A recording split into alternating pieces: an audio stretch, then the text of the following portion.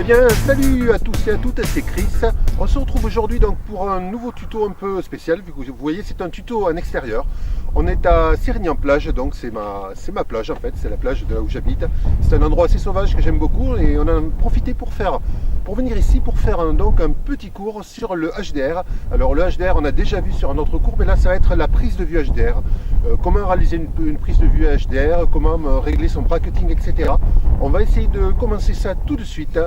Et on commence par donc l'appareil. On va s'approcher un petit peu pour faire voir. Donc moi personnellement c'est un appareil, c'est un Nikon D90 et sur le D90 il va y avoir le petit bouton flash et sous le bouton flash il y a ce petit bouton où il y a écrit BKT. BKT, ce qui signifie bracketing.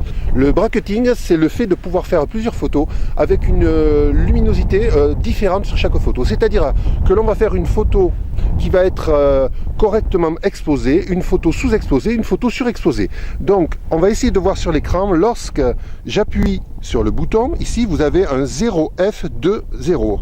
Avec la petite molette de derrière, on peut faire -2 et on va venir sur 3, ça veut dire que nous allons faire 3 photos. La molette de devant permet de modifier vous voyez, on part de 0,3 à 2. En fait, ça veut dire, ça va être la différence lumineuse qu'il va y avoir entre les différentes photos. Donc, on va les mettre à 2, ça va faire une luminosité, une différence de 2. Une impédance de 2 lux différente, ça va être assez énorme dessus. Mais c'est ce qu'on veut faire. Il y a deux façons de faire les photos en HDR. Soit vous les faites sur un pied, pour ne pas bouger du tout, etc. Soit vous les faites sans pied. Par contre, vous ne pourrez faire que du HDR avec le mode HDR, par exemple, de Photoshop. Le HDR naturel, c'est-à-dire qu'on va faire en superposant les 3 photos, en effaçant les parties qui ne nous intéressent pas, on ne pourra pas le faire car il ne faut pas bouger d'un iota. Et ça ne sera pas possible donc dans ce cas-là. On va faire donc les photos sur trépied.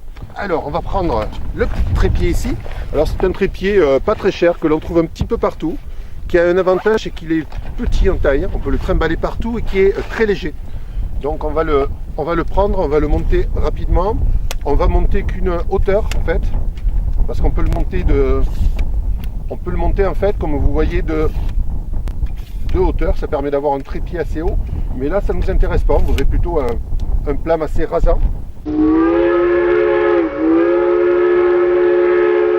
Autre chose très importante, c'est le mode de prise de vue.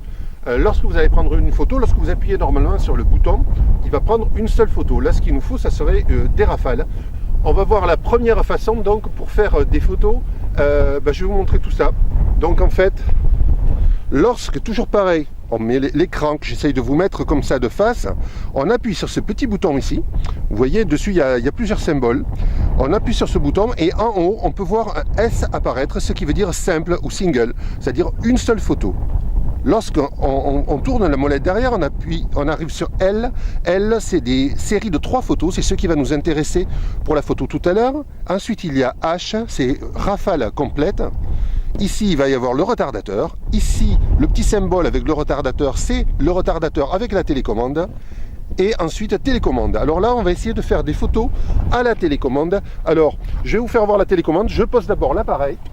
Donc vous avez vu, on a réglé le mode en télécommande. Alors pourquoi? Parce qu'on a ce petit truc que j'ai dans la poche, qui est une télécommande de marque Nikon, que l'on peut trouver peut-être pour une vingtaine ou une trentaine d'euros, c'est pas très cher, mais c'est très très utile lorsque vous voulez appuyer sur le déclencheur plusieurs fois et surtout ne pas faire bouger l'appareil, surtout lors de pauses longues par exemple, ou dans le cas des rafales. Donc on va tout de suite faire la photo.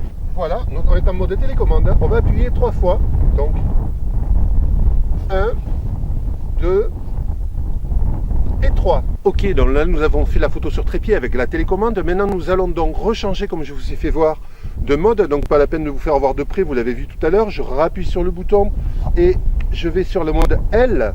Donc le mode L qui va permettre de faire des rafales de 3. Et là on va faire une photo de ce côté pour changer un petit peu, avec peut-être le plan d'eau, etc. On va essayer de faire une photo. Donc il faut arriver à se caler.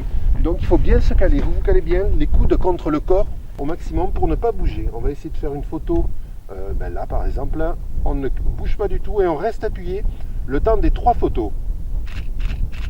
Et voilà, les 3 photos ont été faites. Voilà donc cette petite leçon sur la prise de vue HDR très rapide est finie. On verra la prochaine fois sur un cours comment monter les HDR donc avec sur Photoshop Element, etc. On verra ça. Je vous remercie d'avoir suivi. Comme d'habitude, si cette vidéo vous a plu, n'hésitez pas à mettre un petit pouce bleu sur ma chaîne YouTube et à vous abonner si ce n'est déjà fait. On se retrouve très bientôt pour la suite de nos aventures photo. À très bientôt, ciao!